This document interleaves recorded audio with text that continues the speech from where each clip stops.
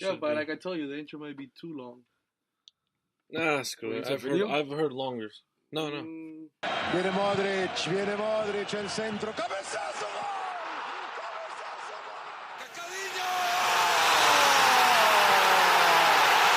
gol!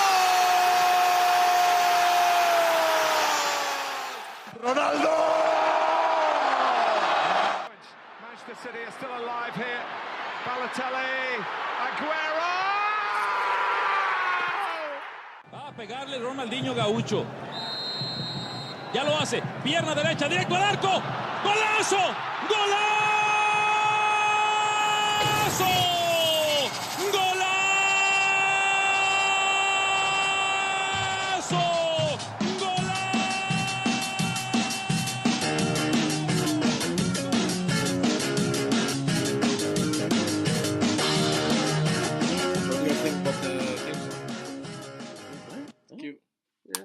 It was good.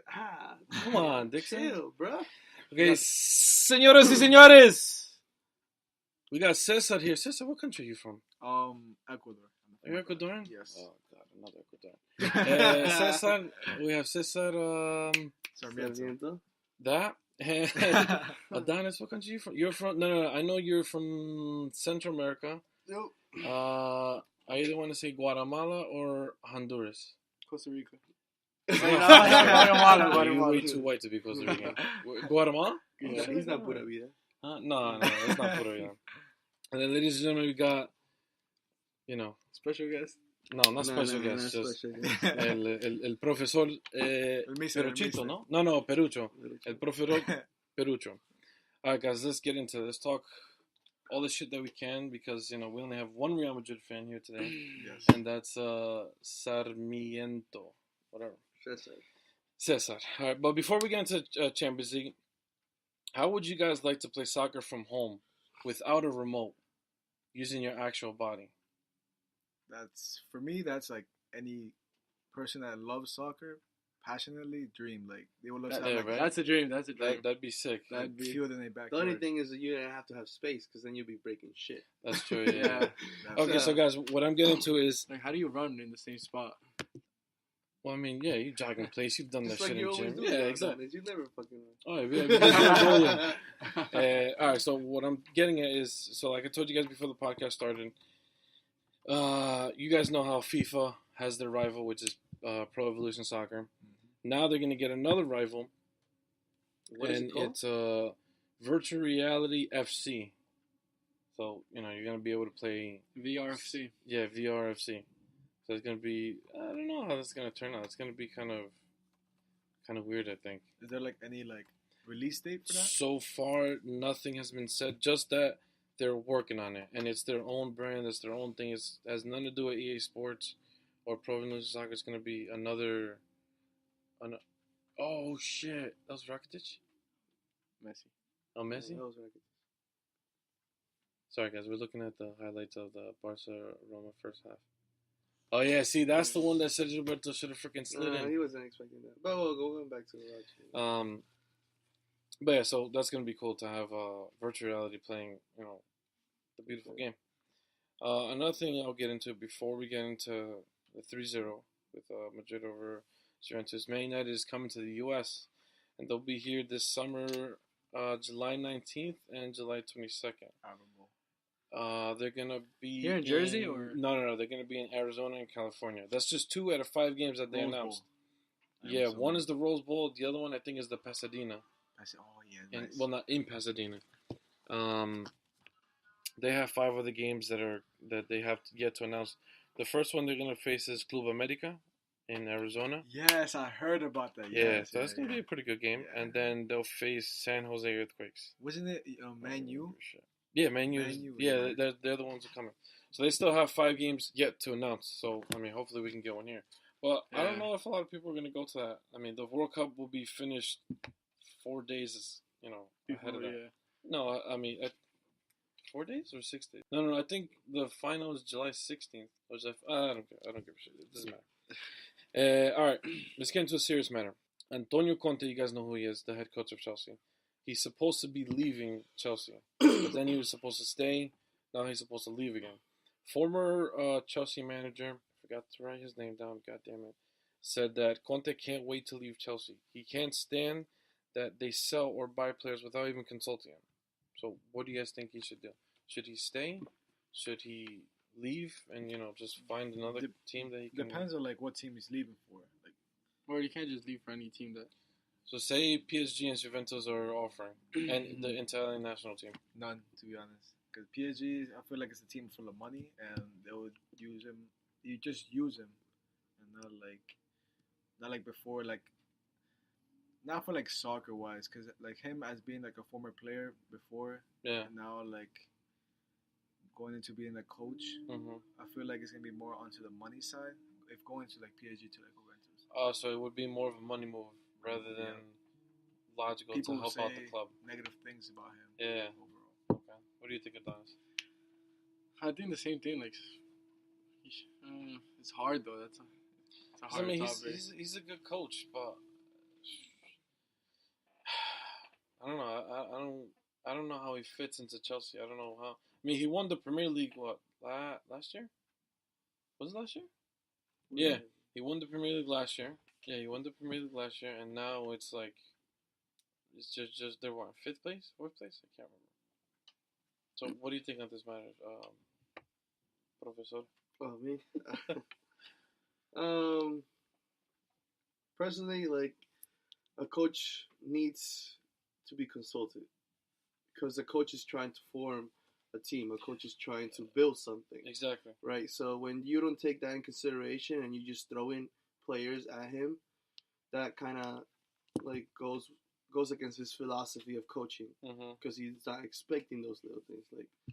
That's why, I mean, if he's going to leave, he's got to leave for a team that's going to respect his decisions because at the end of the day, he's the one making the team, sending the players and on the field. So, that's why, if he's not happy there, just with, like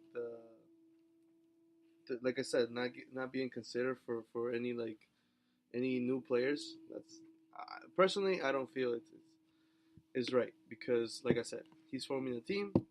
It's his job there in the field. He's the one sending the 11. So what is he gonna say when it doesn't work? He needs the right pretty much ingredients to work with whatever he needs to work with. Yeah. Right. In order to create, You can just move on until what he was. Yeah. Yeah. Exactly. He asks for players, and if he doesn't get it, sometimes it's hard. It's hard and you're just gonna just get any player and not take him in consideration of what he wants. Yeah. It's not good. Yeah, because it's like them buying Oliver Giroud and selling Batshuayi. That made no sense. And then look at Batshuayi. He lit up in the Bundesliga, and Giroud's probably even worse than what he is. All right, so now if he does stay, I mean, what then? What does Chelsea do? They have to talk to him. Yeah. Well, he has to talk to them. He has to give him that condition. I mean, but is it... Because it seems like the board is more empowered than the coach. You get what I'm trying to say? Because why would Conte bring in a player like Giroud? If you look at Conte's team now, compared to his team at Juventus or the Italian national team, I mean, it's nowhere near. If his Chelsea versus his Juventus would dominate.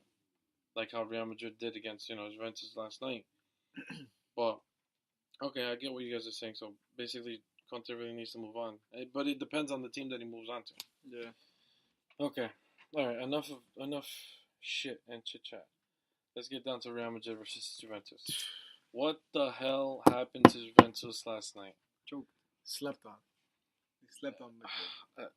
Dude, I was watching the game, and me being a Barca fan, I was like, "What the fuck, man?" I was hoping for the reverse. I was hoping Juventus would win 3-0. Never. But you can still see Real Madrid is still as scary as they were last season. You gotta understand, Madrid is a Champion League team. Real Madrid is a big, big tournament. They're made for big events. Yeah, obviously, and they know what they're playing for. For example, the Liga, they already know they're not gonna win it.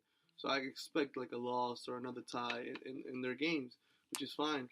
But in Champions League, that's the big tournament they want to win. It's just for them for a club team is that Champions League is just like a World Cup for a national team. Yeah.